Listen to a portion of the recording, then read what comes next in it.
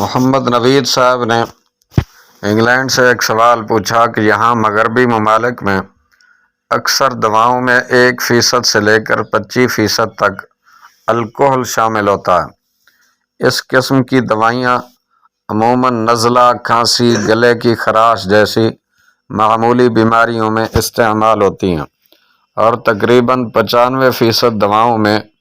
الکحل ضرور شامل ہوتا ہے۔ اب موجودہ دور میں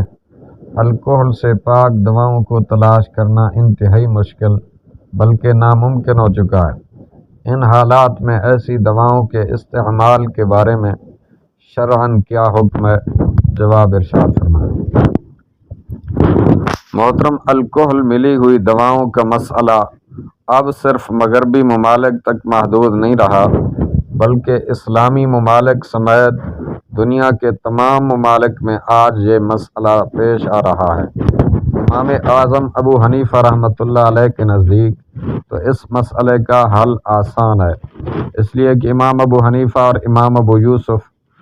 رحمۃ اللہ علیہما کے نزدیک انگور اور کھجور کے علاوہ دوسری اشیاء سے بنائی ہوئی شراب کو بطور دوا کے یا حصول طاقت کے لیے اتنی مقدار میں استعمال کرنا جائز ہے جس مقدار سے نشہ پیدا نہ ہوتا ہو۔ فتح القدیر جلد 8ویں صفحہ نمبر 160۔ دوسری طرف دواؤں میں جو الکحل ملایا جاتا ہے، اس کی بڑی مقدار انگور اور کھجور کے علاوہ دوسری اشیاء مثلاً چمڑا، گندھک، شہد، شیرہ، دانہ، جو وغیرہ سے حاصل کی جاتی ہے۔ انسائکلوپیڈیا آف برٹانیکا جلد اول صفحہ نمبر 544۔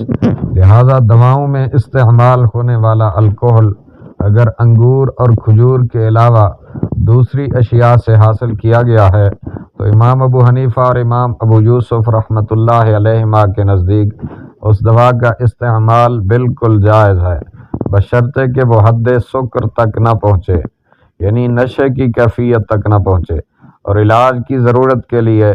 ان دونوں اماموں کے مسلک پر عمل کرنے کی گنجائش ہے۔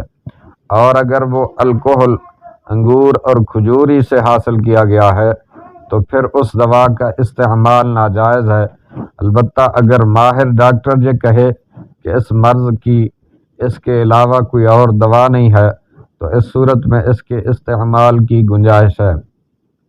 اس لیے کہ اس حالت میں حنفیہ کے نزدیک تداوی بالمحرم جائز ہے۔ البحر الرائق جلد اول صفحہ نمبر 116۔ امام شافعی رحمۃ اللہ علیہ کے نزدیک خالص اشربہ محرمہ کو بطور دوا استعمال کرنا کسی حال میں بھی جائز نہیں، لیکن اگر شراب کو کسی دوا میں اس طرح حل کر دیا جائے کہ اس کے ذریعے شراب کا ذاتی وجود ختم ہو جائے اور اس دوا سے ایسا نفع حاصل کرنا مقصود ہو جو دوسری پاک دوا سے حاصل نہ ہو سکتا ہو، تو اس صورت میں بطور علاج ایسی دوا کا استعمال جائز ہے، اور ایسی شراب جو دوسری دوا میں حل ہو کر اس کا ذاتی وجود ختم کر دے، اس کے ذریعے علاج کرنا جائز ہے، جیسا کہ دوسری نجس اشیاء کا بھی یہی حکم ہے، بشرطے کہ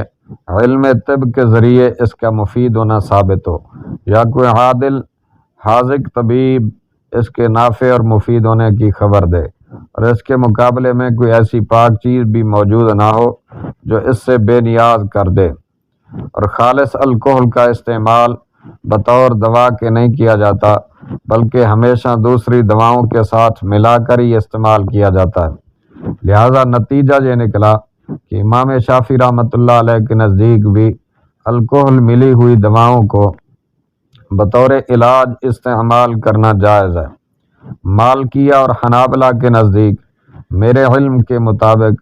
تداوی بالمحرم حالت اضطرار کے علاوہ کسی حال میں بھی جائز نہیں۔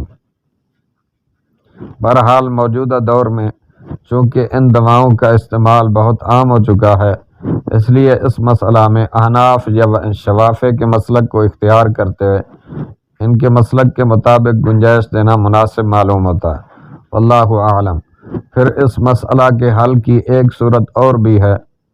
جس کے بارے میں دواؤں کے ماہرین سے پوچھ کر اس کو حل کیا جاتا ہے، وہ یہ کہ جب الکحل کو دواؤں میں ملایا جاتا ہے